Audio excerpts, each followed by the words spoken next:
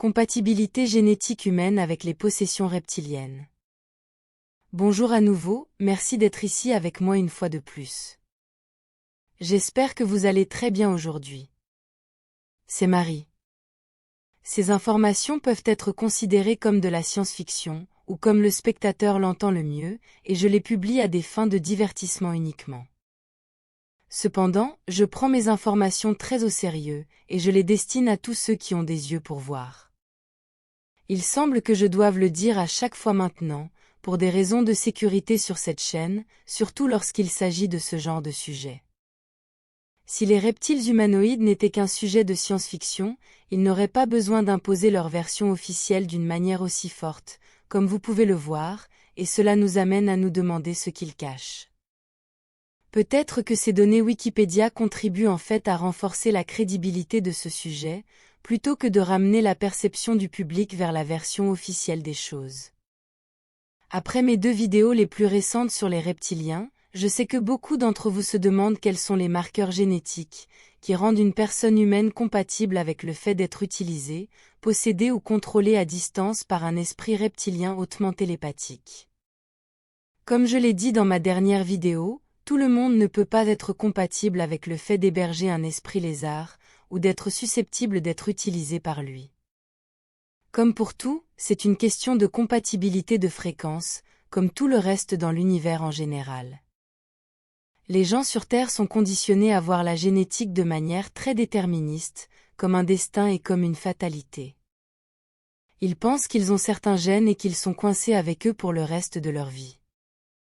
En fin de compte, c'est l'expérience empirique directe que tout le monde a, car notre expérience nous dicte que nous sommes coincés avec certaines caractéristiques, par exemple, le sexe, la couleur de la peau, des yeux et des cheveux, ou les attributs généraux qui définissent l'apparence de notre corps. Par exemple, nous pouvons encore modifier des caractéristiques génétiques importantes, mais plus subtiles de notre corps.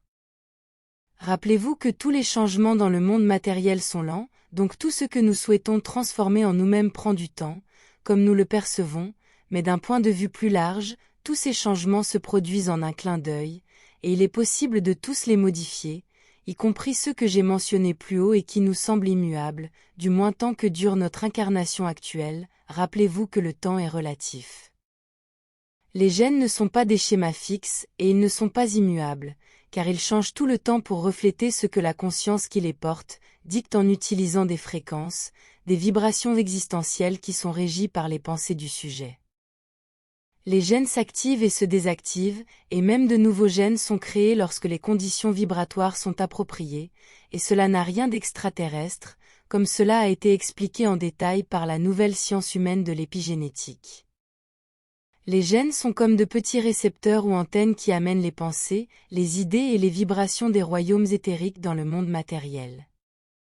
Les gènes sont la première façon dont l'âme du sujet manifeste ses pensées dans le domaine matériel, sous la forme du corps biologique qu'il ou elle utilise. C'est ainsi que chaque cellule individuelle sait ce qu'elle doit faire, lorsqu'elle reçoit les vibrations des pensées de l'âme. Ce que je veux dire, c'est que personne n'est voué à être contrôlé par des esprits reptiliens, par tout autre type d'esprit, ou par des entités astrales, dans toutes leurs variantes. Tout se résume à être une correspondance vibratoire avec l'un ou l'autre d'entre eux. Donc, si vous êtes une graine d'étoile à haute vibration, vous n'avez pas à vous inquiéter, car vous n'êtes pas vulnérable à ce genre d'influence astrale négative, parce que tout cela vous craigne, précisément à cause de cela. Ils ne peuvent pas vous influencer ou vous posséder directement, alors ils finissent par utiliser d'autres méthodes indirectes pour vous dévier de votre chemin de vie, et abaisser votre vibration, afin que vous puissiez être influencé plus facilement par eux. C'est le sujet d'une autre vidéo, où nous expliquerons comment les entités et la matrice elle-même s'en prennent aux personnes à haute vibration, en tant qu'individus ciblés. Mais dans cette vidéo, je parle de la possession reptilienne directe, qui est la même que les possessions par des entités sombres, qui, en d'autres termes, sont également des variantes de ce que l'on appelle les possessions démoniaques. Comme je l'ai dit précédemment à propos des démons et des entités astrales sombres, si vous ne voulez pas être possédé, influencé ou avoir quoi que ce soit à faire avec des esprits reptiliens qui vous contrôlent à distance, alors n'agissez pas comme tel. Cette dernière phrase est probablement la plus importante de toute la vidéo d'aujourd'hui. Si vous ne voulez pas que les démons et les entités obscures comme les reptiliens vous utilisent, alors n'agissez pas comme tels. Vous devez savoir et être conscient de la façon dont ils agissent, et des sales tours de manipulation qu'ils utilisent, et ensuite vous devez être assez fort, et avec une volonté assez forte pour résister aux tentations qu'ils vous lancent tous. Si vous pouvez remarquer, je dis des choses qui sont très similaires à ce que les prêtres et les exorcistes disent, parce que leur interprétation théologique est basée sur ces mêmes principes, mais je vous dis tout cela d'un point de vue agnostique, dans lequel j'utilise la pensée et les vibrations, comme la clé pour repousser ce même genre d'influence astrale négative à distance. Les démons, du point de vue théologique, sont pour moi des entités égrégores obscures de l'astral, mais il s'agit de la même chose et du même phénomène, et les possessions reptiliennes négatives à distance tomberont dans ce même groupe et cette même catégorie. Nous sommes tous susceptibles d'être influencés par des êtres des royaumes non matériels, les astraux, mais ce sont les vibrations produites par nos pensées qui nous rendent compatibles avec l'influence de l'un ou l'autre type d'êtres, les bons comme les mauvais, car tout dépend des pensées que nous avons, qui déterminent ce que nous sommes. Si nous nous comportons comme des êtres de lumière, comme des membres et des agents du bien, l'influence du côté éthérique sera de même nature, où nous serons guidés en douceur par nos guides spirituels, et notre moi supérieur, parce que nous nous comportons ainsi, parce que nous sommes, ou sommes devenus l'un d'entre eux. Cela vaut pour recevoir l'influence bienveillante, positive, aimante, sage des reptiliens positifs et de leur énergie, si vous êtes parent et si vous le souhaitez, car comme je l'ai expliqué dans ma précédente vidéo, tous les êtres existent dans la dualité, donc il y a de bons reptiliens comme il y en a de mauvais, comme pour toutes les autres espèces. Beaucoup de gens qui réussissent à jouer le jeu de malade de la matrice sur Terre, le sont parce qu'ils ont donné à ces êtres des droits de passage, ils ont accepté d'être influencés et aidés par ces êtres sombres, de manière ouverte et directe, ou sans le savoir, en acceptant des rituels dans lesquels ils ont été trompés pour accepter, tout cela pour satisfaire leur avidité, un besoin de renommée et de pouvoir. Cela se produit dans tous les lieux et institutions sur Terre qui ont un pouvoir sur la population humaine, mais particulièrement dans ceux qui ont une plus grande influence, comme la haute finance, le show business et la musique, la médecine et les organisations politiques. Rappelez-vous que bien souvent ces entités sombres, y compris les reptiliens négatifs, travaillent dans l'astral à travers des portails organiques humains, qui sont des coquilles vides, qui ont seulement une apparence humaine mais qui ne le sont pas. Les reptiliens qui manipulent à travers l'astral peuvent aussi être désincarnés, sans corps physique reptilien, et qui utilisent une coquille humaine, à travers laquelle ils peuvent manipuler la société en leur faveur. Il est dit que les reptiliens travaillent à travers certaines lignées et certains gènes, comme les lignées royales sur Terre, c'est parce que ces familles ont des accords à long terme avec ces entités, dans lesquels ils font continuellement des rituels et se comportent comme leurs suzerains reptiliens, par conséquent faisant ainsi évoluer et activant leur génétique humaine pour être compatibles avec les lézards et d'autres entités astrales sombres. Ces créatures astrales, avec ou sans corps physique, travaillent avec d'autres entités du bas astral de toutes sortes, et communiquent donc entre elles, ouvrant ainsi la voie aux humains qui se trouvent dans leurs vibrations et qui ont accepté de travailler avec elles, de sorte que les entités astrales aident ces humains à atteindre leurs objectifs. C'est la raison pour laquelle de nombreuses personnes négatives hideuses et des tyrans de toutes sortes semblent s'en sortir avec tous leurs projets horribles, et c'est parce qu'ils reçoivent de l'aide de ces êtres du bas astral, qui au moins n'interfèrent pas avec leurs projets, comme ils le font normalement avec le reste de la population.